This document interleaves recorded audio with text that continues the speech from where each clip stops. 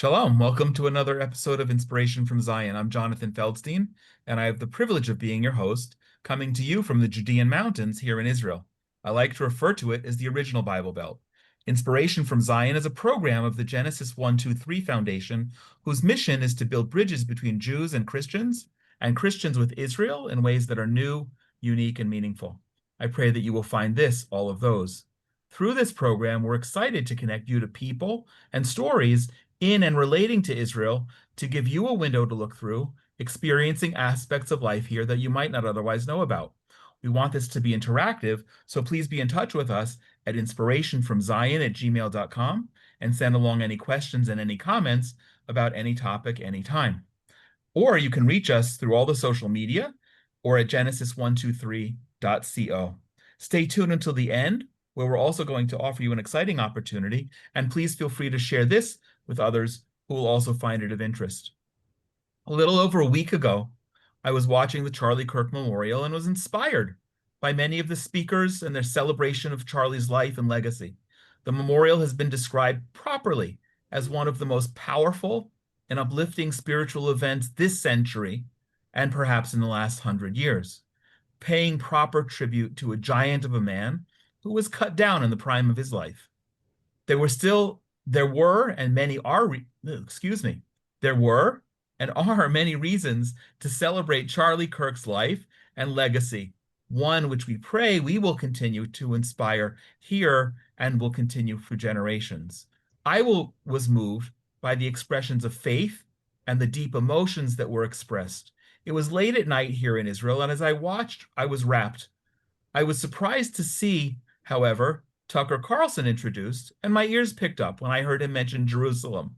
For me, while not taking away from any of the other hours of tributes and worship, Tucker's 1-minute opening, in which he referred to his favorite story in the whole Bible, hit a nerve and reeked of anti-Semitism. I responded viscerally with a social media post calling him out. The responses to this were diverse, including support and agreement for my statement, to confusion and lack of understanding why I would say such a thing. I realized that something that I already knew, that for many Jews, we are programmed to hear and see things that are anti-Semitic in ways that quite naturally other people who are not Jewish wouldn't see or understand. As president of the Genesis 1-2-3 Foundation, whose mission is to build bridges between Jews and Christians, I realized that we needed to have a dialogue about this. Too many Jews think that the rest of the world sees and understands the things that we do. They don't. Too many reflexively brand people as anti-Semites when they make a comment that might be anti-Semitic. I believe there's a difference. Too many see Charlie Kirk and conservative Christians in general as an enemy, and that they all have a nefarious agenda. They don't. On the other hand, too many Christians are unaware of and not sensitive to the many issues that we have had to deal with over millennia as targets and victims of what's been referred to as the oldest hate. Too many think that we play the anti-Semitism card a little too freely and do not understand why some things that indeed are anti-Semitic are problematic. And too many Christians don't understand how, for a very long time, anti-Semitism and persecution of Jews was at the core of the church, crimes committed against the Jewish people in the name of Jesus. I have been grateful for those reaching out to me with expressions of support and others with expression of concern. The concern is largely recognizing my role in building bridges and that this conversation might be seen by others as building barriers. People are concerned that my reputation might be tarnished. I appreciate that more than I can express and pray that this conversation will be enlightening and serve the intended goal to build bridges. Today, we are here to have a conversation, not a crucifixion. I understand that it's better to have Christians be the main speakers to help create understanding among Jews and Christians. Indeed, Charlie Kirk was known for engaging some of the most difficult conversations about a wide range of topics with people with whom he disagreed, but he did so civilly and respectfully. I hope today that we will rise to his example. Many people have turned to making Charlie Kirk's legacy in their own image, to demonstrate that he was good or bad, that he believed in X and not Y, to prove their point. That's not the point here at all. We seek to raise the bar, to leave this conversation elevated, even if not in agreement. And today, I'm actually really thrilled to welcome 4 guests as part of our panel, who I know will be a central part of that elevation. In alphabetical order, Alejandra Bistrian is a native of Colombia and lives in Dallas with her husband and 3 daughters. She graduated from Christ for the Nations Institute and has a degree in communications from Dallas Baptist University. She works to foster reconciliation and friendship between Christians and Jews, and to help the church understand God's purposes for Israel and the church by equipping them with a biblical foundation to hear God's heart for his chosen people. Reverend Becky Keenan is president of One with Israel, a movement committed to demonstrating support for Israel, transcending barriers, and reaching people of different ages, backgrounds, and affiliations. She's been to Israel numerous times. She lives in Houston, is married with 2 children. Gabe McCowan is the son of a Baptist minister and was born and raised in Oklahoma, where he lives with his wife and 2 children. He's a longtime supporter of Israel and has also visited multiple times. He has a long career in regulatory compliance, specifically in the energy industry. And Pastor Dumasani Washington is CEO of the Institute of Black Solidarity with Israel and former diversity outreach coordinator for CUFI, Christians United for Israel. He hosts the Truth to Power with Dumasani Washington radio program and is a graduate of the San Francisco Conservatory of Music, an author whose latest book is called Zionism and the Black Church: Why Standing with Israel Will Be a Defining Issue for Christians of Color in the 21st Century. He lives in North Carolina with his wife. They have 6 children and 3 grandchildren. Today, as we always do, with no disrespect to our panelists, we dispense with titles, and we're all just by first name, and I'm Jonathan. Welcome to all of you, and thanks for joining today. Thank you for having us. So I want to jump in with something, and we'll do this back and forth, and I hope that you will all freely not just answer questions that I may prompt you and that have been asked by our live audience in advance and that may come up during the course of the conversation, but I want you to interact with one another. And I alluded to it, and I do believe it's true, but I'd like your comments as we start out. A lot of Jewish voices and organizations have called out Tucker on this and in general. I do think that sometimes we have a bit of an overdeveloped radar and vigilance for anti-Semitism. I'm wondering if any of you would like to jump in on that, so we kind of set the stage on your perspective, Christians, on where we are coming from as the Jewish people. Anyone like to begin? Alejandra, you're nodding. Yes, absolutely. Thank you so much for inviting me to this discussion. I so appreciate it. And thank you for giving us all the space to discuss Tucker. Me personally, I have been disheartened by just the amount of comments and anti-Semitic propaganda coming from Tucker. And just focusing on Charlie Kirk's memorial, I think maybe for the majority of Christians, you're coming from a Christian perspective, maybe it was hard a little bit to understand where he was coming from, but once you understand the history of anti-Semitism, you understand also the history of Christian persecution, and also the idea of deicide that was used by the Nazi propaganda, you can sort of understand the undertone of Tucker's comments.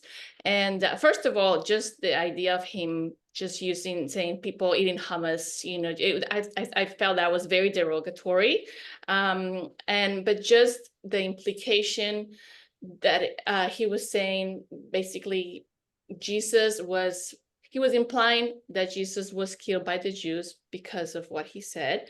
And to me, that just, first of all, Jesus himself said that no one takes his life. He surrendered his life willingly. But the idea of blaming a group of people for the crucifixion of Jesus, it's been used in history, and it's been used to just build hatred against the Jewish community. And I felt, knowing also what has transpired in the past couple of years since October 7, and understanding his obsession with Jewish people, I felt fully where he was coming from, and I felt that he was definitely trying to point an accusation against the Jewish people. Thank you. Sure. I want to come back to that and build and digress or go in tangents with all the other panelists, but I do want to come back, if you don't mind. Becky, Gabe, Dumasani, what are your thoughts in terms of the Jewish people's radar vis-a-vis anti-Semitism? Is it a flag that's played too much? I think, Harm? hello, I think when there's been more than 50 some genocides throughout history perpetrated against a people, you can never be hyper anything. I think you're informed. I think it creates an awareness, obviously. So to the Jewish community watching this, I would say you're doing what you have to do. You have survived all this time. You've been persecuted, and unfortunately, us Christians have played a huge and enormous role in that. Now, to the Christian people watching this, I would say we're living at a time where there is a high rate of Bible illiteracy, historic illiteracy. People are very emotional. And if we want to be in this space and if we want to be righteous, we're just having to understand we have to spend time educating ourselves and understanding the past, understanding what's happened with our history alongside the Jewish people, and what is happening in the present. And it's not about sound bites and 30-second commercials or reels. It takes time. And if you love your children, you're just gonna have to take the time, sit down, educate yourself. And I know that many of us have resources. Jonathan can make everything available to you, but that is going to be part of the answer. So no, to the Jewish community and to my community, the Christian community, we need to step up and understand what's happening. Mm-hmm. So, by the way, that a great answer. Thank you. And I do want to invite the panelists and anyone who's just following, if there are resources. There've been many great questions in advance of this, and I see some popping up now, which we'll try to address. But anyone who has resources, people are asking the question, how can we be more educated? So I'll be glad after this is finished. And if you're not watching it live, but subsequently, then just be in touch with us and at inspirationfromzion@gmail.com, and we'll provide that. Gabe, when Becky was speaking, you were actively nodding. What do Yes. you want to compliment or say something in addition? Yeah, I do think I think she hit one thing that is absolutely spot on, and that is that there's a large percentage of Christianity in America that has a very infantile, if any, knowledge of the Tanakh, especially of the Torah, and they're just not educated. And so I think if you don't have that foundation, you can get led into some things. And your specific question, though, was the Christian take on do Jews play the anti-Semitism card too much? And I don't think so, because of the history of the people. What I do think is that at times the cards play inefficiently. And here's where I'm going with that. I want to make sure I explain that, because some people may go, what did he say? There are times that people use the same words, and they have, because of the history of the Jewish people, they mean different things. For example, the word conversion. If you hear a Christian talk about conversion, somebody was converted, in their mind, in the minds of most Baptists living in Oklahoma, for example, because that's the church I grew up in. I go to a different church now, but that's the church I grew up in. And when they say converted, it just means that somebody that wasn't in the faith came into the faith. But when you say converted to a Jew, that means something totally different to a lot of Jews because of the historical context of forced conversions and Ah, things that went on to the people. And so um, there are things that can be said that in the mind of the person that says them aren't anti-Semitic, even if they are, right? Because in their mind, it's a different definition. And so where I'm going with that, so I don't become too long-winded, is that um, I think it's important to consider the heart of the person and who's saying it and great. what their intent was. There's a group on it, and they're well intentioned, but there's a group that I follow on Instagram that is a Jewish group that they're aimed at calling out anti-Semitism, and they do a great job the majority of the time. But sometimes they'll say something, and I'm like, well, if you're somebody that grew up in a small town in Oklahoma, you could say that, and the definition of what you're saying is completely different from how it's perceived on the other end. And so just, having a measure of grace when we're looking at is something anti-Semitic or not, um, is the heart and the intent of the person. At the same time, the question of the day is Tucker. And um, I believe you can learn a lot from who he has on his show and when and the questions he asks. Right. And I want to come to, and I want to come to that. yeah, Dumasani, I wanted to pivot with you. Feel free to answer the first question, but when Mm. this was all happening, and I think within a minute, two, of when I heard his comments live, I put out a harsh post, and I got a lot of a wide range of comments, including pushback. Yours, I think, you're always more articulate and I think smarter than I am. And yours was one of the yeah, trust me, because I go wow when I look at your things. I'm like I think to myself, wow, I wish I had thought to say that. Really. And I saw one of your posts, and it was probably right there, right after that. I don't know, but I saw it really quick, and I don't remember what it was, but it was articulate. What was your immediate thought when you heard that comment from him? And for those of you who don't know what the comment is, that we're going to talk, we're going to unpack that in a little bit. But I wanted to get all of your visceral feedback. Well, my first comment was, and to the rest of the panelists, they've all spoken of Tucker specifically. So I'll do this and I'll do the first question that you asked, Jonathan. Okay.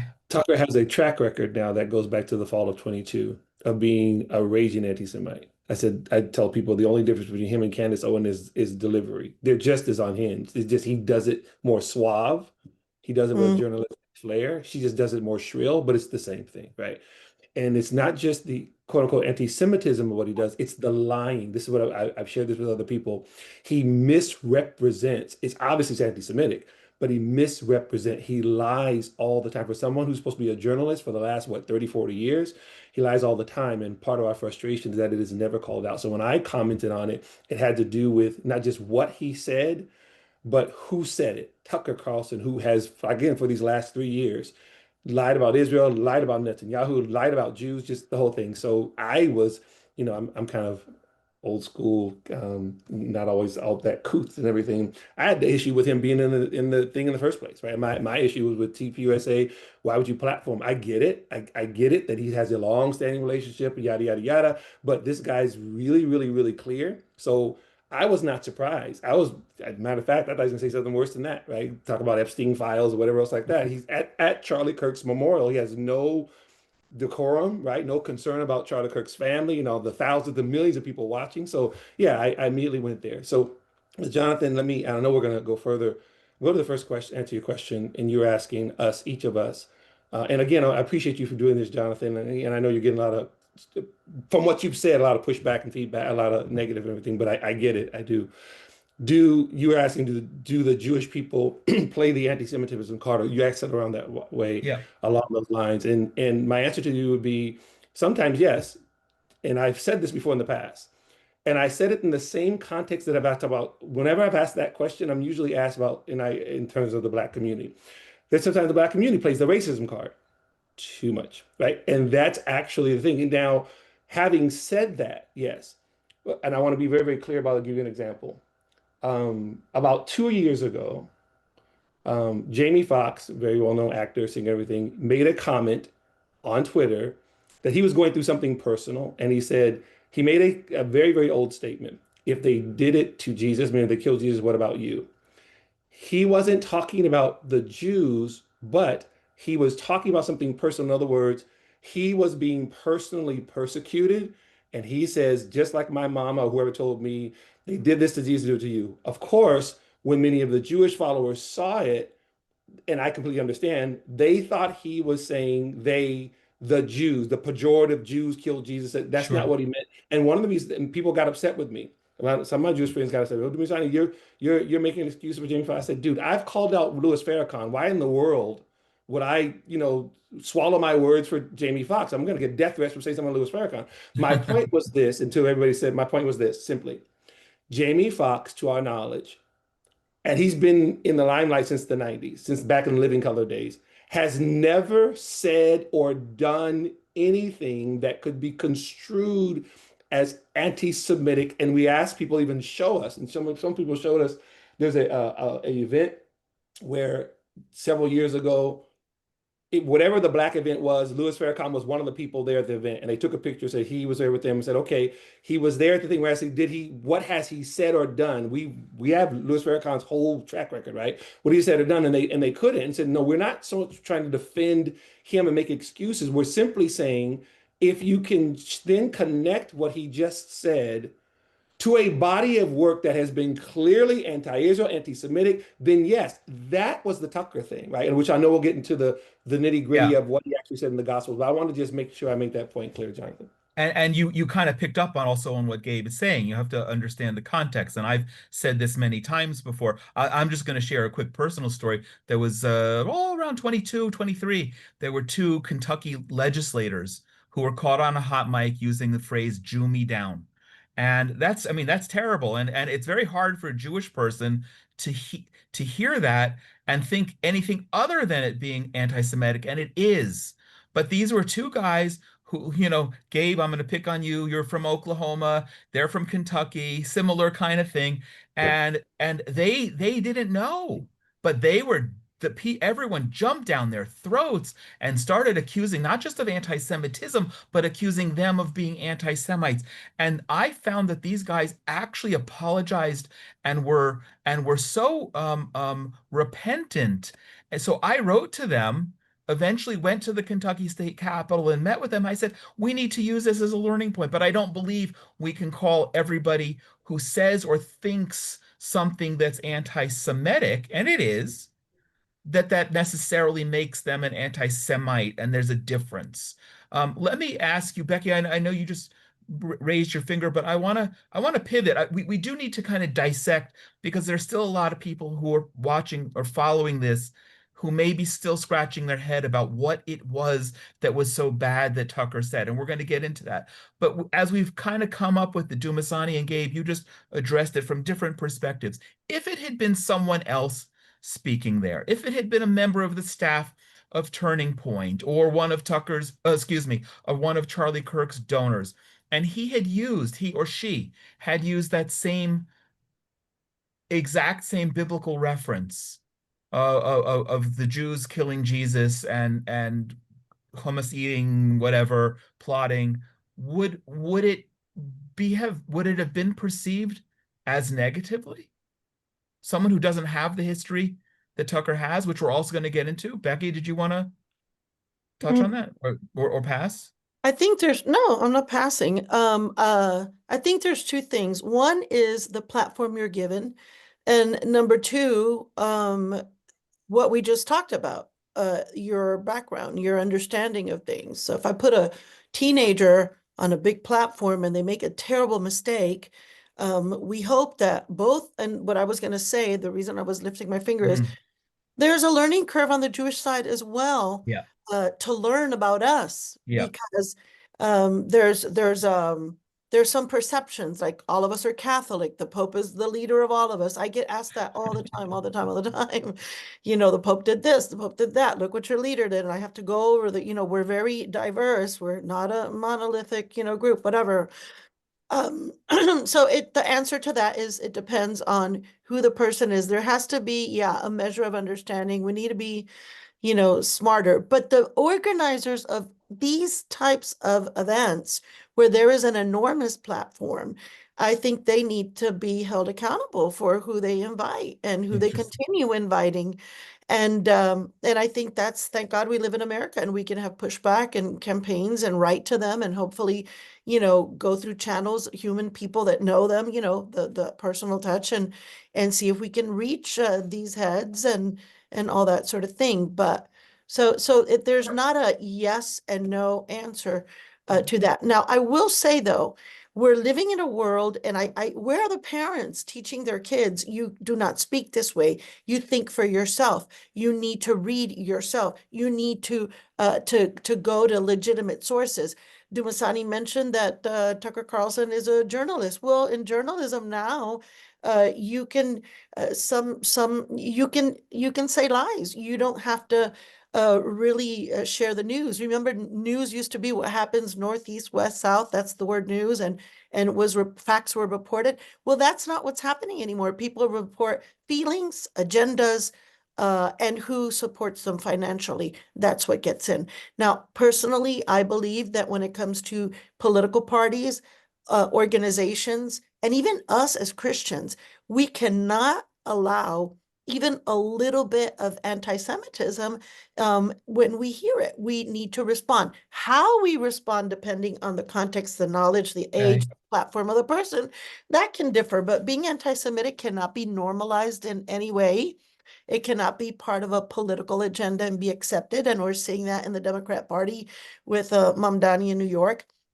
He's not walked back comments about globalizing the Intifada.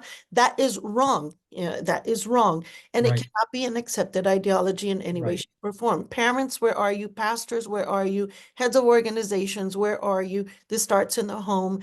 And is it work? Yeah, it's work. We can't be lazy. Thank you. Anyone else? That you, I think you answered it really well, but I'm gonna for everybody. But if it had been someone else, any of the other panelists, had been someone else who doesn't have the track record that Tucker has and had used that same biblical reference, exactly the same. This is my favorite story. Let me tell you a story. Would we even be having this conversation if it had been someone else? In my opinion, no, not to this degree. Right? Okay. And I just have to reiterate again, because of his body of work, if you want to use that term, and what he has already been saying and doing, would it have still ruffled feathers? Yeah, absolutely. I think it would have been some controversy, but for you, Jonathan, to take your reputation and all that you've been doing all these years and then have something like this, I don't think you probably would have convened a forum like this if it were just some person who made some sort of statement. But it was Tucker, right?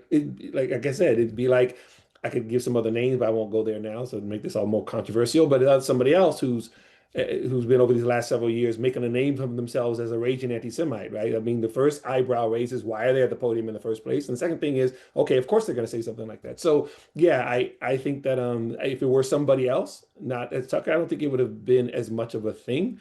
But it still would have been how they said it and what they actually said. And I know, like you said, I really want to get into what was actually said. Like, so one of the things, so let's do that. And I'm going to ask you all to, we have four panelists. Let's just try to unpack that. But I want to set it up by one of the things that shocked me the most is he didn't just relate to that story and how he did it. And to me, it seemed almost as if he had been practicing in front of the mirror for a good bit. It wasn't impulsive, and he wasn't reading from a teleprompter, I don't think, but I think it was well rehearsed. But the fact that he alluded to this as his favorite biblical story, and I think if anyone held a gun to each of our heads and everyone who's following this now and held a gun and said, "What's your favorite biblical story?" I don't think anyone would have come up with this. So who would like to begin to unpack what it was that he did, perhaps chronologically, in his recounting? And it was only 1 minute, but in his recounting of his favorite biblical story and why we are having this conversation. Can I just, I'll start and then I'm going to rush out. So what he did was he talked about Charlie Kirk's assassination. Right. And which was obviously our nation is still reeling from, right? Yes.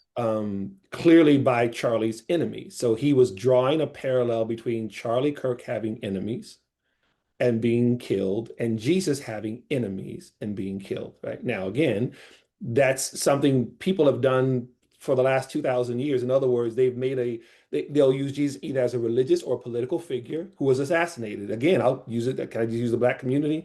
Dr. King, the Malcolm X's, who is not I'm not talking about how they were with the Jewish people are concerned. I'm talking about leaders, right? Medgar Evers, civil rights leaders, right? That was talked about. We talked about how these men or women stood up for what they believed in, were killed. This is what Tucker was doing on its face. Fine in terms of trying to explain that Charlie Kirk was killed by his political and spiritual enemies, if you will. Again, goes back to, we already said before, who Tucker is. Now he ties it into Jesus being killed, Jesus being crucified. And what he does, and this is part of the difficulty and the struggle that we're going to have here now, he was using what we know as an old anti-Semitic trope. The Jews are Christ killers, right? That's what the oldest one, and has done the most damage over the 2,000 years of the church, right? This has been, unfortunately, as our friend Becky was just saying, that the blood that Christians have on their hands, I'm not trying to be morbid, but it's just real, right? This is probably more than any other thing, Jews killed Jesus, right? In the Gospels, it is clear that Jesus is being targeted by certain sects of the Jewish leadership. And this is where it gets difficult, right? This is where the generic thing gets really, really dangerous, that Jews killed Jesus. No, it lets us know that members of the Sanhedrin, this is in the gospel. This isn't the gospel according to Dumisani. This is the gospel according to the scriptures, right? That members of the Sanhedrin came by the way, together. Dumasani, for as a pastor and for the Jews in the audience, where is it referenced? This in the It's referenced. It's all the gospels have it, but you can go. I would recommend Matthew, Okay. starting at chapter 26. Okay. Thank you. Starting Matthew chapter 26 for those who would like to read it. Matthew 26. Matthew and John have the most details about it, but each of the gospel writers, and there are four of them, those who don't know, Matthew, Mark, Luke, and John. There it is in the scripture. I won't read it here, but he talks about in the book of Matthew chapter 26, it says that the leaders came together to plot to put him on trial and to have him executed. This is what actually is said. Now, Jesus's enemies, quote unquote, politically, were some in the Jewish leadership and, of course, the Roman leadership, because the Romans didn't like him at all. They saw him as an insurrectionist. They thought he was going to be another one of those Jewish people who's going to lead the revolt and everything. And as we know, that's how the the second temple was destroyed, all of that, right? So he had enemies from all sides. I say it this way, as I've said in the past. I was talking to another gentleman, a Jewish young man. We were talking about this on a podcast. In the context that it is described in the scriptures, Jesus then represents a political and spiritual figure who is ruffling feathers. And I said, in that regard, especially a Christian would have to see that as a parallel to a prophet in the Tanakh who's ruffling feathers, right? Elijah made Ahab mad, and Jezebel was his wife, right? And they were after him. And you can go on and on, right? So that is then saying that the fact that the prophets had Jewish enemies, is that an anti-Semitic thing? No, you're just saying this is what actually happened. One of my favorite stories, Jonathan, in the Bible is not that whole trial thing. One of my favorite stories in the Bible is Nehemiah. Nehemiah, who then goes and he's over the reconstruction of the wall. He's addressing the dilapidated state of Jerusalem. He comes from Persia, right? And he comes with a mandate. And we recognize that in the 13 chapters of Nehemiah, the wall is finished in the first 4.5 chapters, right? He even comments and says, boom, wall was done quickly, right? But the pushback that Nehemiah got wasn't so much from building the wall. That was from the outside. It said Arab and the Gershom, the Arab, and Sanballat and Tobiah. He gives the names of the Gentiles that are mad that the Jews are reasserting their rights in terms of rebuilding their wall and rebuilding their nation, right? But then as you go on, we see that Nehemiah's enemies are inside. There is Noadiah, who was a prophetess. There's some of the priests who they're frustrated with Nehemiah. Listen, ladies and gentlemen, because he's bringing religious reforms and civil reforms that they don't want to see happen. And now you have a pitting against the leadership that's mad at Nehemiah versus the people from whom he's lifting up a burden, right? That story is not anti-Semitic. The story is talking about Nehemiah's enemies, some of them coming from inside of Israel. The reason why I'm telling that whole thing, I'm not trying to be Yeah. long-winded, this is how it is seen biblically for the Christian, where Jesus is concerned, not the Jews, blah, blah, blah, blah, blah, but he had enemies that were part of the Jewish leadership. And that was part of what got that process started. Let me end it by saying this, Jonathan. So then when a Tucker, this is what's so nefarious and so evil about what he's doing. He's taking a story that one can go to Matthew right now and read it and say, boom. And if they don't know who Tucker is and what he's attempting to do, they will then sign off on all the other stuff that Tucker says to attack the Jewish people. And that's what's happening now, particularly on the right. Yeah. Sorry for all Thank that you. long-windedness. Thank you. Wow. I mean, that's Tucker was, for many years, was not a believer. He, I think, was actually an atheist, and it's been just a few years that he's come to faith, and let's say that he's growing in that. But I don't know who is informing Tucker Carlson, because what he is spewing is historical animosity against the Jewish people in the state of Israel. yeah. He is digging into replacement theology, which has been so damning from the beginning of the church towards Jews. And this is the belief that the Jews are no longer God's people, that God has broken his covenant with them, and that now we Christians have taken that place. And Yeah. that gives us a certain pride and superiority to talk down to the Jew and to say, you're a Christ killer, you killed God, you did not stand for whatever, you did not believe. And we see great minds like Martin Luther, the great reformer that we celebrate. But this man, many Christians don't know, wrote a horrific book against the Jews, and he inspired Hitler to kill Jews, and Right. he inspired and informed his generation. So there can be a garden, there can be great leaders and great people. God can be in a place, but there can also be a snake. And what we're saying about going back to what this thing is about, and we'll be over before we blink, is that I was inspired personally. I'll share about me. I came from church. Someone told me, put it on. I started watching. I was so inspired. Yeah. You have to think on so many levels. Who was there, the authority of a nation, all the authority, not their personal perfection, just what it meant spiritually, the leadership, the young people, the revival, the repentance, the messages, amazing, unheard of, a global event, historic. One seed, one boy that died, one young man, okay, because he's still growing up. That's what his parents see him as. Amazing what he's done. And then Tucker spoke. And at that moment, see, I've taken the time. I'm not boasting, but pastor, you need to take the time. Believer, you need to take the time. Jewish person that's watching this, you need to take the time to educate yourself. But that's why I, as a Christian, when I saw that, it's like when you're handling real money and suddenly you can feel a fake bill. It takes practice. Okay, so practice. But I felt it Wow. immediately, and it was not just an emotional reaction. It was, I could see the poison. Now, would you drink a little poison in a glass of water if I told you there's just a little bit? And that's why we cannot normalize Wow. Tucker Carlson. We can't say, but he does so much good. Oh my God, he does so much good. I love him. I used to like him. I used to like Candace Owen. But hey, don't we have discernment? Isn't every day a new day to think? Did not God give us a brain to use it? So we need to let go of leaders that can deceive us. If you're a Christian, isn't there a spirit of deception working, and there's a lack of knowledge of the word of God? Back to the word, back to the word, back to the word, and be very careful with replacement theology, because I think it's the same old thing with new people sharing it.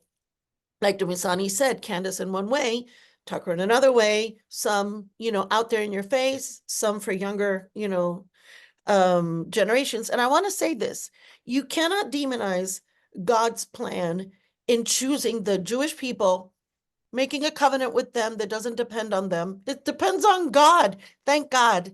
That gives me hope as a Christian. And going back to Jesus dying and all that, and the Jews, it was the Romans legally that killed him. And spiritually, I mean, Jesus said, I laid down my own life. Thank you. And thirdly, it was our sins that crucified him. So that Right. should, answer many of the questions. But culturally and in every way, Christians, Jesus was as Jewish as the next guy.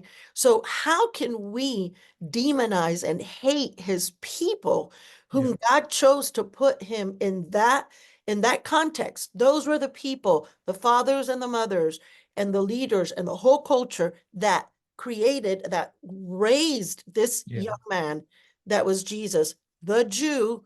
Oh, he's not Jewish anymore. He's a UN Jesus. He's a diverse Jesus. Go to the book of Revelation. He does not say that. At the end of the book, he's still self-identifying as a Jew. Okay? Thank you. So that's Okay, excellent. Becky, you that's a lot to unpack. We could probably do a whole webinar on a that. short time. So good.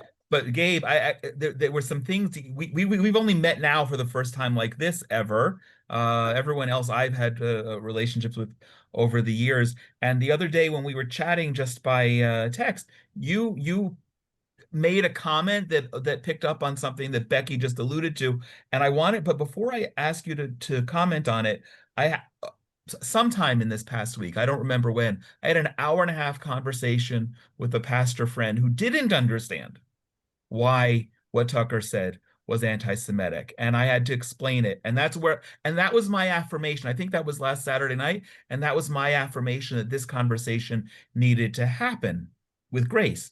And she made a great comment, which was that she thinks Tucker is just misunderstood and is a new Christian. And Becky, you alluded to that because he may have been an atheist before. Gabe, you had made a comment in terms of his denomination. I don't want to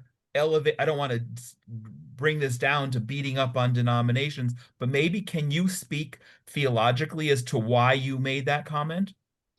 Yeah. So let me try and unpack this logically in an order. So and Becky hit on replacement theology, which ties directly into the comment that I had made about his church and background. He was originally baptized as a child into the Episcopal Church.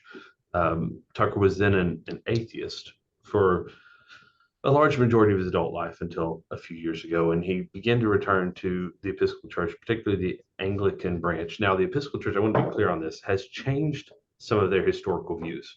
The replacement theology bunch, and I'm surrounded by people here who I think it's obvious may know the Bible better than me at this point, so by hearing them speak. But early in the church, everyone wants to focus on this historically, and it started with Eusebius and Justin Martyr and Augustine and some of these other early church, 100 to 325 Council of Nicaea church leaders, right, among the Christian church, and a lot of them were not Jewish. They were Gentile converts from around the world, right, that rose to positions of leadership and influence. And they got a lot of things right, but they got Israel and the Jewish people very wrong. And that thread from those guys and Augustine can be traced through Martin Luther, can be traced to 1924, to a young German man standing up in front of a few thousand Christians in Berlin and giving a speech talking about the final solution and rising to power. And we all know where that ended up. And so the Episcopal Church, the Anglican branch that he's a part of, historically taught replacement theology. Now, they all had a big problem on their hands in 1948, that the Jews having been abandoned by God and replaced sounded real good from about AD 70 until 1947, right? And in 1948, they got a big problem on their hands, because the Bible very clearly says that in the end days, I will gather my people from among the nations, and speaks of a regathering of the Jewish people returning to the land, right? And returning from the diaspora. And when that happens on May 14th, 1948, all of a sudden there's an Israel. They got a big problem. All these churches have a big problem theologically. And some of them acknowledged that, hey, we were wrong on this and changed their official stance. Others went the route that you see popping up for some reason right now in social media a lot, and that is that Tucker Carlson and his beloved nun, who I disdain that episode. I have so much to Well, say on there are that. people who actually was where I wanted to go with the next level of the conversation, but there are people who don't know what you mean by Tucker Carlson's nun. Okay, so he has this nun on back. I think it was August 6th, somewhere around there. Maybe after that, he has an episode with a nun who she's an Orthodox church nun who was born in America, is related to some high-ranking people with some news media organizations in the United You can States. say it. And It's George Stephanopoulos' sister, I think, right? it's sister or cousin, one of the two. I Something. think sister. And she moves in the late 90s to Bethlehem and is a nun there, and she's obviously vehemently anti-Semitic, and so he has her on. But and we could talk about that episode a lot. But back to where I was going with his theology, I think he may have some influences. If you research the pastors and things that he follows, some of them still hold to a very strict replacement theology that what the nun was saying, and that's where I was going with the nun, is that Israel today has nothing to do with biblical Israel. It's not the same thing at all. And maybe those Jews aren't even the Jews from the Bible. And that's what they espouse a lot. And some of the pastors he associates with and follows, if you get to researching it, have historically held that same view. And so that's problematic. But back to the thing of Jesus, the thing that gets missed a lot is that the gospel message, if you will, Christianity, people, these churches historically went down this road of the Jews killed Jesus, right?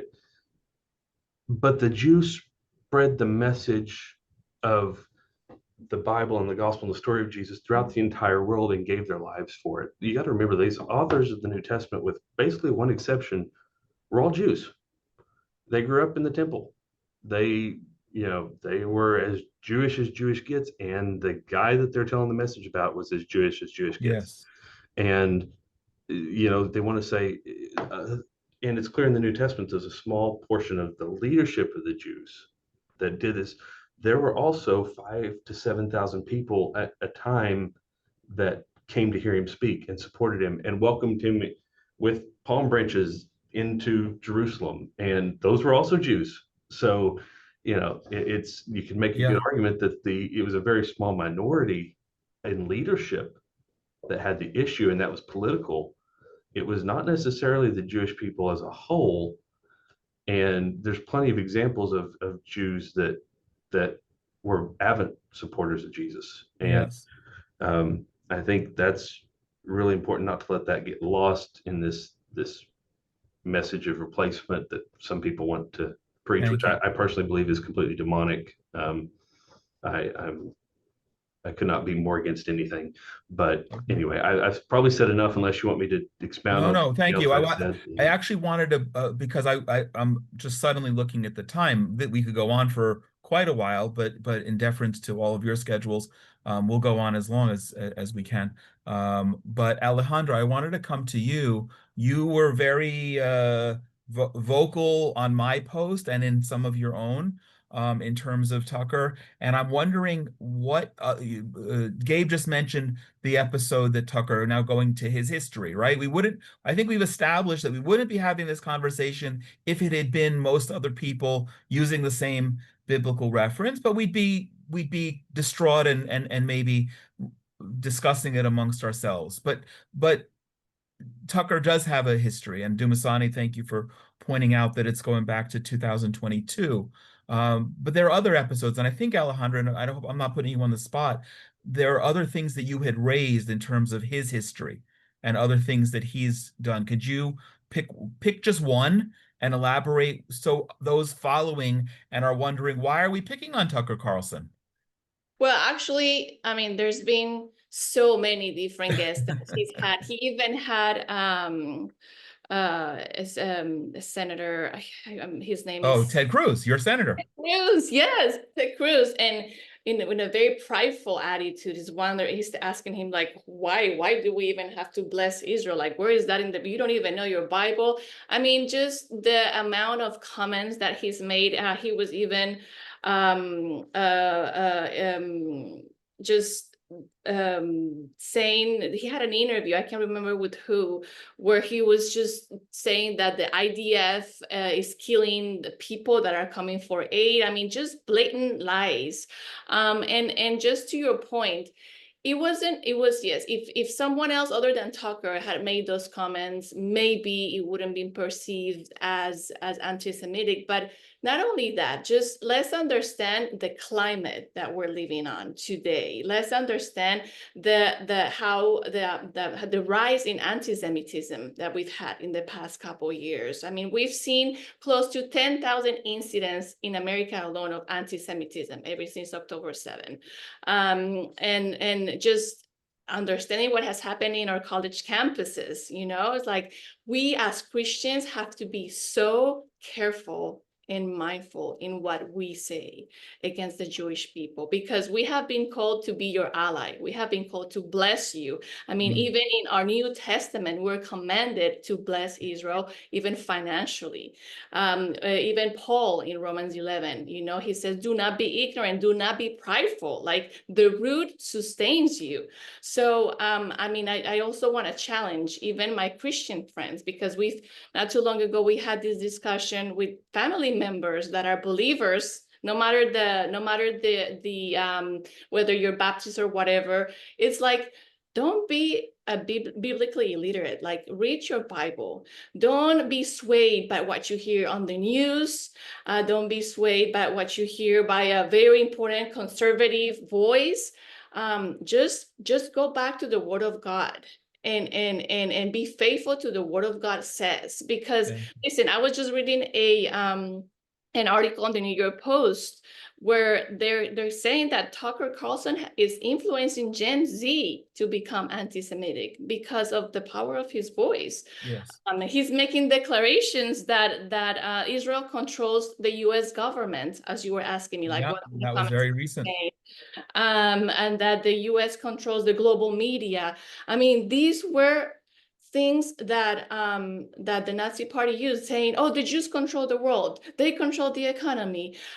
So, I mean, the reminiscence, what we're seeing, I mean, that happened. I mean, we're seeing things that had happened in the past, and that led to the Holocaust. We're seeing things that are very similar today. I think as Christians, we have to be so careful. We have to be so mindful.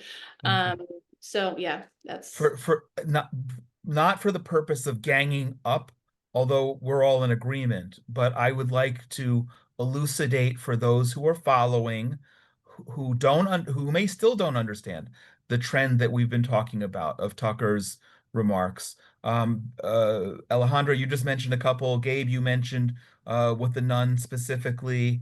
I can provide links if people want, or you can Google them. I try not to look myself, but you sort of want to witness this stuff to see how bad it is. Becky first, then Dumasani. Just briefly, is there another incident that you can think of, just historically in the last 3 years now, or 3.5 years, that we've seen him blossom, if you will, in this way?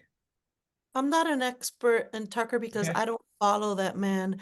I know about his interview with the Greek American Orthodox Miss Mother Agapia, and basically what she said was a claim that Israel intends to blow up Al-Aqsa Mosque and rebuild the temple there, because that's where, because this was a Muslim enclave forever and ever, which is historically incorrect. And Israel has no plans to do that. And people don't even know that Moshe Dayan handed it over to the Jordanian Waqf, and they control that, although it's under the jurisdiction of Israeli police if there should be a problem. But they control that place up there. But people don't know this stuff because people don't take the time. I'm going to defer to Dumasani. Dumasani, you probably know more and you can answer better. But before Dumasani speaks, you just alluded to something that's important with the interviews that he does. Even if you don't follow them or dissect them, the one thing that first of all, he's platforming these people. Second of all, he's lobbing them softball questions. And third of all, he's not challenging when they're historically or theologically inaccurate. Dumasani, do you want to, on this particular topic, do you want to play cleanup batter and just hit it home in terms of what one or two other of these instances? So yeah, there's a list of them. And I need to touch on the biblical part one last time too, John. But let's start with this first. So, Okay. like I said, it's the last 3 years in particular. But I'll point people to a couple of things real quick. Number one, I co-authored an article in Tablet about Tucker Carlson called "The Arsonist," because the nun that he had on a few weeks ago that was the second time he did a hit job on Israel where Christians are concerned. He had on a pastor from Bethlehem about Right. 2 years ago or something like that. Gunther Isaac. Yes, and Yeah. in my opinion, it was even worse in terms of an interview Yes. because Tucker does this all the time. But if you go and watch it, he introduces the interview by speaking directly to Christians and saying, "You Christians, I'm paraphrasing, who support Israel with your tax dollars, yada yada, this is how Israel treats Christians," and everything else after that was a blood libel. It was all of that, right? But it was direct. He was very, very clear. This is directed to Christian support for Israel. And where does Israel's greatest support come from in the United States? Christians, right? So Tucker was very, very clear about what he was doing. And this Munter Isaac, like you said, he's a supporter of Hamas. He supported October the 7th, the whole thing, right? And not only that, we wrote that article, and the organization did some other things as well. And I made the point then that as someone, I've been in ministry almost all of my life, as a young pastor and minister back in the 90s, I told this story really quickly, Jonathan. I became aware of the persecuted church in the 80s while in college, right? I grew up in church all my life, but where there weren't really discussions about the church persecution of Christians in different parts of the world. That's not something that was ever really talked about. So I was in college when I first found out about Europe, Asia, Africa, how Christians are dying for their faith by the thousands every year, right? So that's where I began to first advocate back in the 90s. So that's where my thing started. So for Tucker, who I think Becky was saying, whenever he got saved, whatever his background is, I don't know. All I know is he's been in media for decades. And I've seen him, he was on Fox, CNN, all those other places, right? Never, ever, ever heard Tucker use his platform ever one time to talk about the persecution of Christians. Nigeria, Sudan, pick a place, Tucker, just pick one place, right? Never. The only time he's ever discussed it is to bash Israel and to lie about Israel, the freest place in the Middle East where Christians are growing in number, right? So that was my first thing. So Tucker's been doing that. But the other thing I'll give you is real quickly, Jonathan, what I call the blood libel. Right, shortly after that, he kept coming off the neocons. He kept trying to couch it in political terms, right? All these wars and endless wars, and no American wants endless wars, right? We can all agree that we don't want to just fight, and billions and trillions of dollars. So Tucker will do the nefarious thing like he did with that gospel story. He'll take something, there's a kernel of truth there, and then he'll shove something else down your throat, which is poison, as Becky was saying, right? So what he's been doing is saying that because we don't want endless wars, right? People then, Christians particularly, who stand on the side of Israel and Israel's relationship with the United States, its military relationship, all those things, you are then a warmonger by virtue of the fact that you actually want a strong U.S.-Israel relationship and you want to see that continue on, and Israel's on the front line of the defense, blah, blah, blah, blah. You are a warmonger. And what he did, he called out, starting with Ben Shapiro specifically, and this is the other lie that he would say. He kept telling people, he said this verbatim, ladies and gentlemen, so go Google it. Ben Shapiro wants American troops on the ground in Israel. That has always been a lie. I don't know of any Israel supporter in the United States, Christian or Jewish or whatever, right, who wants American troops in Gaza, in Tel Aviv, nowhere, right? But Tucker kept saying it, and his little minions, they all started on a little podcast. They all started saying that it's like Joseph Goebbels, just keep saying it over and over and over again. And so now there are many people on the right who believe that Ben Shapiro or myself or anybody on this panel want American troops right now to fly and fight. Ben Shapiro's never said that. This is nowhere in any of our documents, anything like that. That has nothing to do with anybody's policy. That's part of Tucker's thing. He's a liar, right? He obscures, and then he'll put it out there on his platform with thousands, with millions, and he'll just keep repeating it. So last part, Jonathan. So again, is the reason why I pointed out Matthew, you asking where it was, so that people could read it. And as Christians, and I've said as a pastor, we have to be really true to, in terms of text, right? In other words, here's what something says. I can talk about how somebody's twisting it, right? Jonathan, we learned from our Jewish brothers and sisters, because we wouldn't have the scriptures at all if it wasn't for our Jewish brothers and sisters, right? Because for us, the New Testament is built on the foundation of the Tanakh. There's no Tanakh, there's New Testament, right? Because how would we even know what a prophet was except from the Tanakh? Right. But here's my point, right? Here's the thing: we learn from our sages. Josh, you tell me. John, the understanding scripture is that acronym for Pardes, Peshat. Peshat is the first one, the P, right? The plain sense of the text, right? So we start from there before we start to preach and teach and yada yada yada. The sages teach us that we have to understand. And I say us now. I'm talking about our sages. Paul called the Jewish people our older brothers. So I'm saying the us in that sense, right? They teach us that we have to understand and hold to the plain sense of the text first. Before I start riffing on whatever I think Psalm 2 says, let's actually see what it actually says, right? That's why I said in the text, it says that these leaders came against, right? But again, if you're going to tell the quote unquote gospel story, everybody's Jewish in the first place, right? I mean, in other words, if you to say that somehow there were no Jews involved in this plot against Jesus is to say, remember how the left says that Jesus was a Palestinian? You're actually going on the same direction at that point, right? Because now you're going to try to erase the Jewish text. And as these other people have said, in the book of Acts, it talks about people from the Sanhedrin who became believers in Jesus. Priests and rabbis actually become followers of Jesus in the actual text. So here's my point. As John Hagee would say, Jesus was Jewish, the apostles were Jewish, his parents were Jewish, the prophets were Jewish, everybody was Jewish. So when you're talking about this whole very difficult thing, and I'll land my plan here, Jonathan. As my fellow panelists have said, the amount of destruction that has been fallen the Jewish people for being called Christ killers, that's what a Christian would have to understand, who's not a Tucker Carlson. If you're going to get up at a place like a memorial service for this man where millions of people are watching and then lob this anti-Semitic grenade, you have to know what you were doing. Tucker knew exactly what he's doing, right? In the story, yes.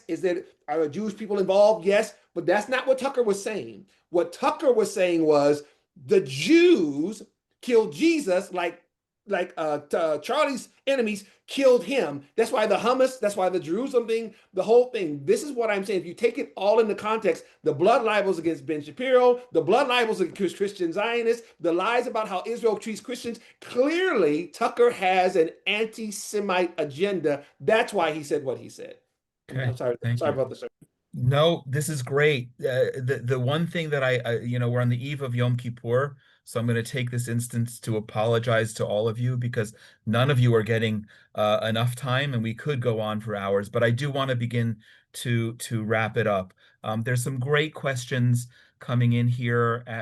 Becky, you're reading them. It's really impossible and comments. It's really impossible to read and address them all. But I want to pick up on something that Faith McDonald has said, which she and Gabe's nodding. I don't know if everyone can see it, but I want to read her question, and I want to expand it, and then we're going to use that as the beginning of the wrapping up. Faith writes, is there any plan to do an open letter to TPUSA, Turning Point USA, from all of us concerned, maybe referencing the lovely last letter that Charlie sent to Prime Minister Netanyahu, saying that they should disavow any innuendos that Tucker Carlson made? I think that's a great question. I'd like to expand it and by asking one question that's generic. What's the message to go to Turning Point USA in general as they regroup following Charlie's assassination? And second of all, and I think I know this might be inappropriate, but don't answer it if you think it if you don't want to. But what do you think Charlie Kirk would be saying to Tucker about this right now? And because we're beginning to wrap up, I want to start where we began. Alejandra, I'm going to throw the ball in your corner to comment on any of that. Well, why do I think that Charlie Kirk was a strong supporter of Israel? In fact, he wanted make a change in the media, because he knew that Israel was losing the war in the media because of misinformation. And I think Charlie Kirk would have been very grieved by Tucker's comments. And it is sad. I mean, it was a beautiful memorial. It was very sad that Tucker was there. I don't think TPUSA knew that, Tucker's agenda. I don't think it was. I think it's just out of their hands. I mean, I'll be happy to write a letter and just express how grieved I am of what happened publicly, because thousands, if not millions, of people were listening. But yeah, I definitely, Charlie Kirk was an advocate for Israel, and I think he would have been greatly grieved by Tucker's comments but what he has been doing in the past couple of years, for sure. Thank you. Gabe, you're nodding. What do you on any of that? Yeah. So I think something does need to be said, because I think Turning Point is a great organization. And I think, Charlie's last letter has now been posted online, I guess, today. And it's not at all how the anti-Semites were wanting everyone to believe that the letter was. In fact, it's just asking Israel to do a better job of putting out communications to defend themselves and talking over and over about how much he loves Israel. And so, but I think as an organization, Tucker making that comment once doesn't necessarily stain the organization. But if after he makes that comment, they continue to give him a platform at TPUSA events, they take him to college campuses, something like that, there's some of us like myself who are going to have to make a decision of would we ever listen to, watch, or support anything they do from that point on. He could break that organization. And so I do think, Faith's comment on the letter, it's not a bad idea, because I think they need to understand that there's a lot of people who currently support them and watch their podcast and everything else, so that would be a breaking point. And want them to succeed and want them to continue to succeed remarkably. Yeah.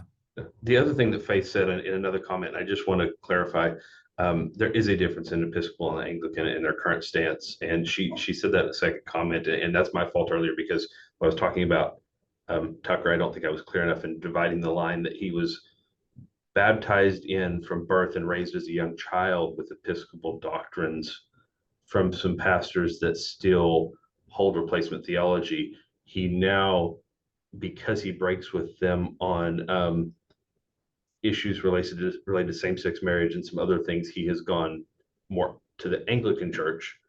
But I think he's brought some of those earlier teachings with him in his mindset. I didn't mean to say that the Anglican stance on Israel and the Episcopal stance on Israel are the exact same thing. And to Faith's comment, I'm sorry if it sounded that way. Thank you for that clarification. Becky, we were talking offline also in terms of the future and Turning Point USA. And in fact, I shared with you today, because of that, that I received a message that Tucker is in fact speaking on behalf of Turning Point at, I forget which college campus, and there's now Faith, you asked the question about what should we do. Now there's actually an email campaign to get them to withdraw that Tucker shouldn't be. But what are your thoughts on all of this as it relates to Turning Point? I think we all agree we want Turning Point to be even more successful than it was. Sorry, dropped my paper. Okay. Look, I think that I think it's early days for his wife. Can we show some grace? That's what I think to begin with. But we need to call a spade a spade. I think that if we have connections that could reach her, like I said earlier, we should use them.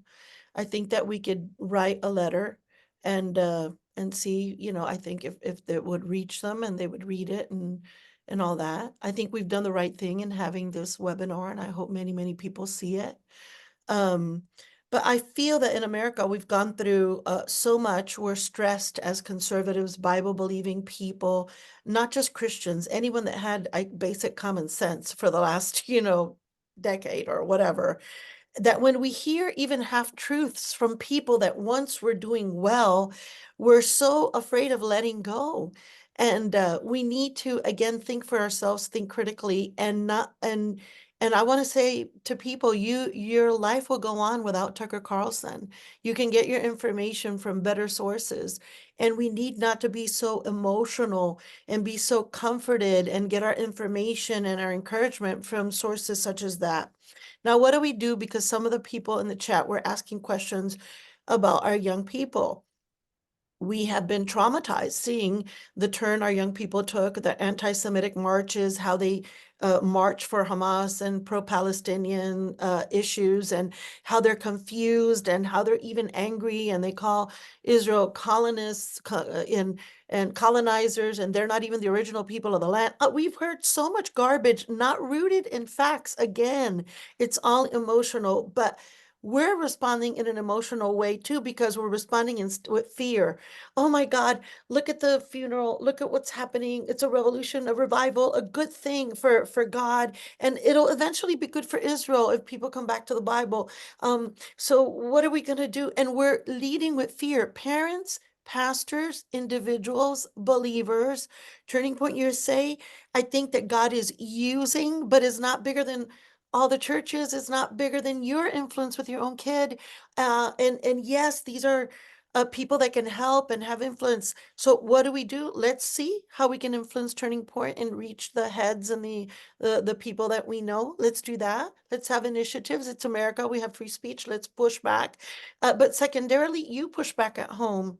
I'll never forget when there were some kind of riots. There was this African-American mother that saw her kid rioting on the street. She went and beat him up and dragged him out and saved him. It was so refreshing. It's called parenting. So we can do this. I'm Puerto Rican, and I do it with my kids. My kids are 30 and 28, and thank God they're not rioting. But if I see anything that I don't like, they get pushback. So Turning Point is not a parent. It's not a church. And the buck stops with each individual, even your kids, but grandparents, uncles, aunts, everybody, we have a part, to play in this. But I'm not ready to chuck Turning Point. Honestly, I think No. great organization. They're doing amazing things. The potential is unbelievable, but they have a snake in the garden. Okay.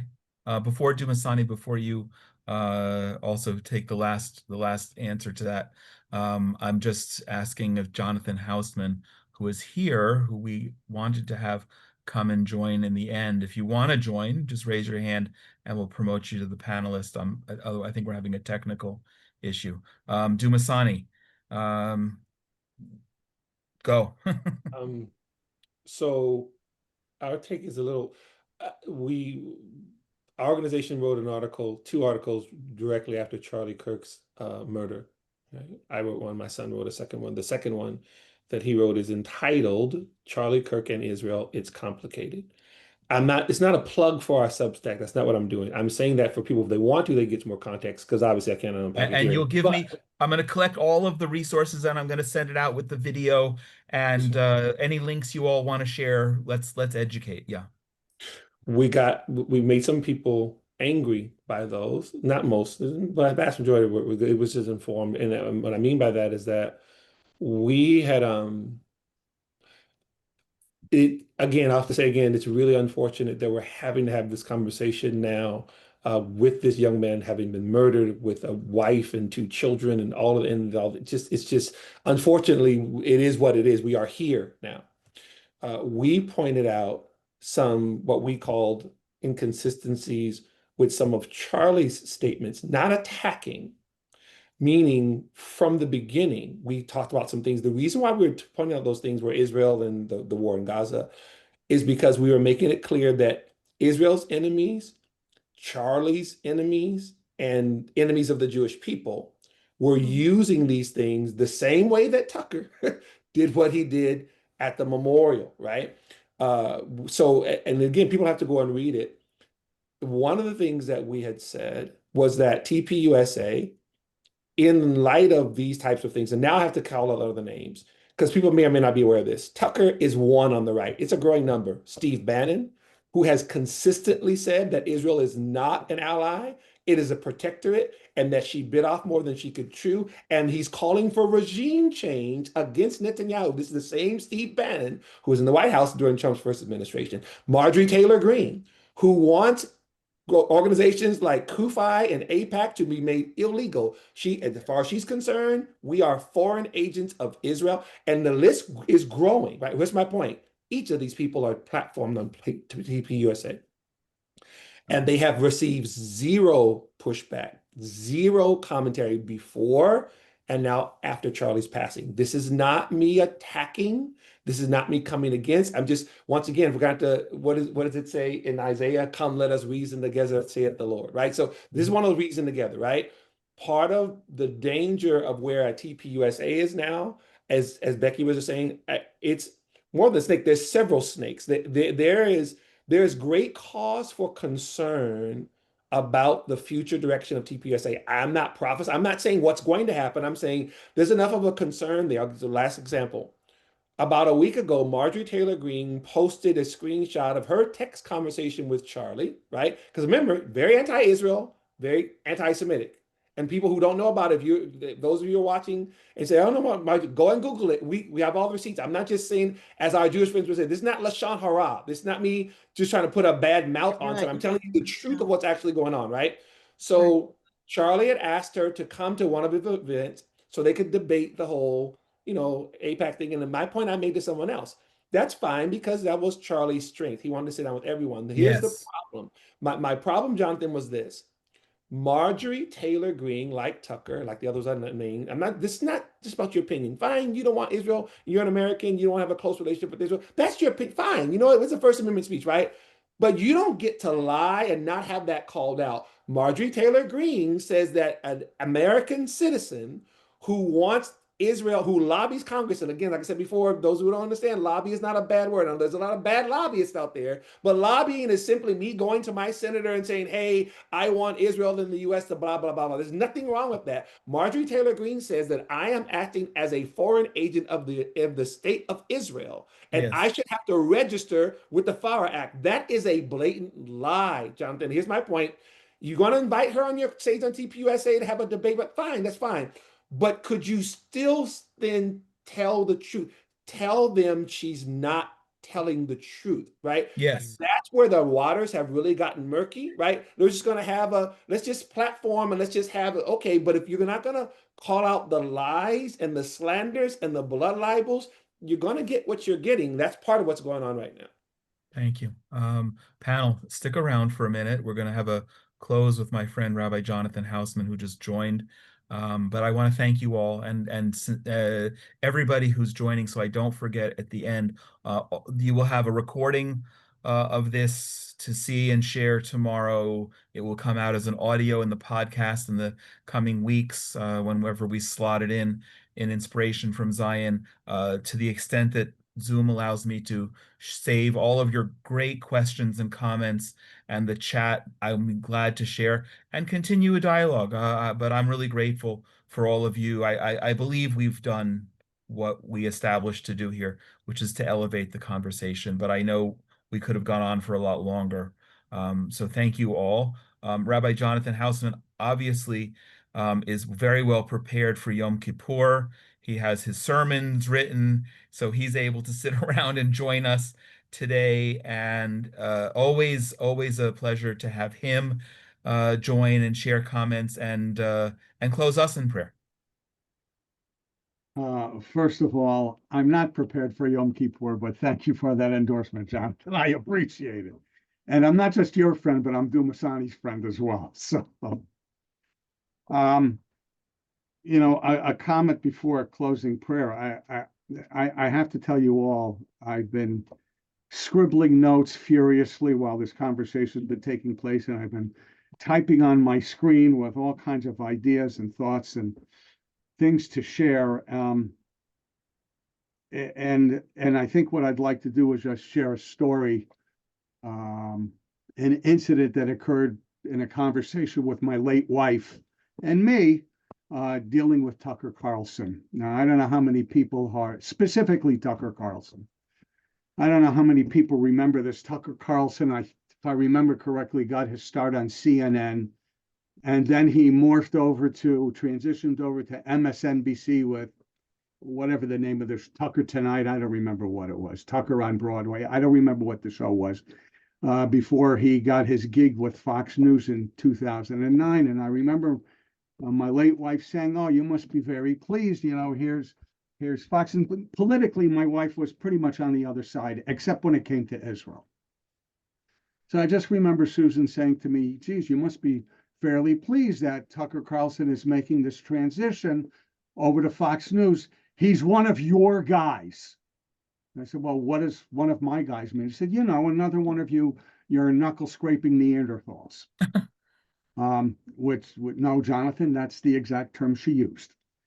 And I said to Susan, you know, this may be surprising, but I don't like Tucker Carlson. I've never liked Tucker Carlson, and I will continue not to like Tucker Carlson. I said, for what little TV I watch, I'll listen to him, just because I need to know what he's saying.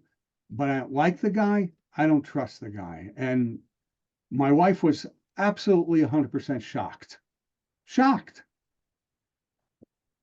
"Why don't you like him?" I said, "Because he's an isolationist. And if history has taught us anything, those people who are firm isolationists don't like Jews." Okay. They foster historically anti-Semitism by looking inward at a national narrative, and they want to blame the outsider.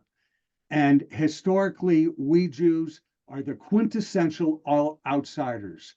All right. We are a part of societies, and we are a part of societies. And that's just the way it's worked for thousands of years. And I said, and I don't think that it's going to change with this guy now having this huge platform on Fox News. And I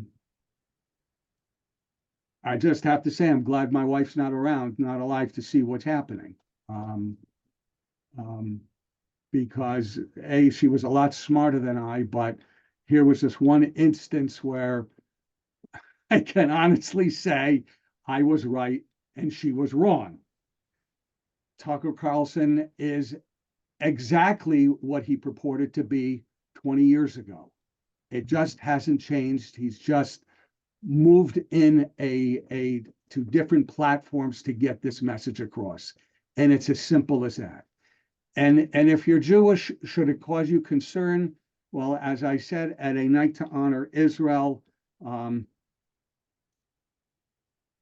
not too long ago, to an audible gasp to the crowd, if you're Jewish, what's your exit plan? Because if you think it can't happen here, it can. I said, I'm stuck here. My wife is buried here in the United States. I'm not going anywhere. I said, but if you think that I don't have an exit plan for my daughter, I do. It's just the era in which we live. If we Jews and our allies, and everybody who's part of this panel is an ally, I want you to know I think of you that way. And Dumasani, you and I go back many years. I know you are that way. You can only have a Jewish ally. You can only have a Jewish ally if that Jew understands what he or she's about. Okay? And it comes down to projecting Jewish strength. It comes down to protecting Jewish sovereignty. And it comes to understanding what Jewish dignity is all about. And Jewish dignity is about defining yourself, and by refusing to have others define you. It's as simple as that. It's as simple as that. Christians, many Christians have the Trinity, the Father, the Son, and the Holy Spirit. We Jews have a trilogy, and it's called God, Torah, and Israel. And Israel means the nation of Israel, which happens to include the state of Israel, but all Jews everywhere, along with Israel, Artseno, Hakadoshava, Hakadumah, our ancient and holy land. A table can stand on 3 legs. It can't stand on 2. But that table at 3 legs has to be surrounded by people filled with pride and understanding who they are and what they stand for. And I just think that's more than anything else, Jonathan. I think that's the appropriate message going into Yom Kippur. Okay. So just a little prayer, something from the liturgy that we've been reciting since Slichot, the penitential season began before Rosh Hashanah, as a matter of fact. In Hebrew, we recite Hatei Elokai Oznecha Ushama, give ear, O Lord, and hear. Open your eyes and see our desolation. See what your city has become. See what your city can become. And help us find our strength, for it lies in righteousness. And that is the meaning of our pleadings before you. Show us your strength, show us your compassion, and most of all, show us that the people who bear your name still walk with pride. Amen. Thank you. Thank you all the panelists. Thank you all for who have joined us live and are following this afterward. And as we have done now for, I don't know how many of the 4 years that Inspiration from Zion, just having passed our 200th episode, we always like to give away some incentive, give you a reason to keep coming back. We have a program called From Jonathan's Bookshelf, and every month we give away a free book. For the last 2 years, since our book came out, Israel the Miracle, it's been that. So all we ask that you do is like, follow, or comment and share the link to this program on whatever platform. And we follow that and we pick one person at random to receive a free copy of Israel the Miracle. It's a $75 retail value, and get more information at israelthemiracle.com. We're always grateful that the podcast is sponsored by our friends at the Willow Run Greenhouse in Culpeper, Virginia. And if you're ever in the area, pop in and thank them for helping make conversations like this possible. And thanks to our friends, the Coin family, as well, for their meaningful sponsorship. Inspiration from Zion and all the Genesis 123 Foundation programs are made possible by donations. So please consider joining us to help continue the dialogue and build bridges. And if you'd like to sponsor a future episode in honor or memory of a loved one or special occasion, please be in touch at Inspiration from Zion at gmail.com. We'd always love to hear your comments as part of a dialogue, and especially to share comments about traditional Judaism for our Ask the Rabbi programs. Please share this with others who will also find it of interest, and continue to join us right here as we bring you more meaningful conversations about unique topics relating to Israel that you won't hear anywhere else. Wherever you are, I pray that you and your loved ones are all safe and healthy, and I send my blessings from right here in the Judean mountains. God bless you.